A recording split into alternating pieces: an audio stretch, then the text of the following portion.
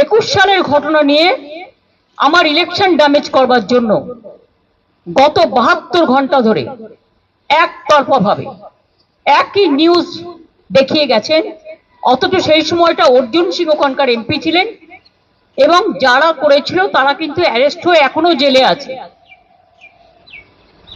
যেমন আমি আজকে একটা ঘটনা দেখলাম ভাইরাল করছে, রানীবাদে একজন মারা গেছে। সব মৃত্যুই দুর্ভাগ্যজনক। আমি খোঁজ নিয়েছি, নিয়ে জানতে পারলাম ওটা একটা ফ্যামিলি ম্যাটার, পার্সোনাল এনিমিটি। সেটাকেও ইট ইজ নাথিং পলিটিক্যাল। তাও পুলিশ যে অ্যাকশন নেয়, পুলিশ অ্যাকশন নেবে, এটা পুলিশের ডিউটি। গত পরশুদিন একটা দেখুন, এতগুলো ইলেকশন হয়ে গেল, এতগুলো বুথ, মাত্র একটা বুথে একটা ইনসিডেন্ট নিয়ে সারাক্ষণ কাল 24 ঘন্টা ধরে দেখিয়ে গেছে, আর কোনো খবর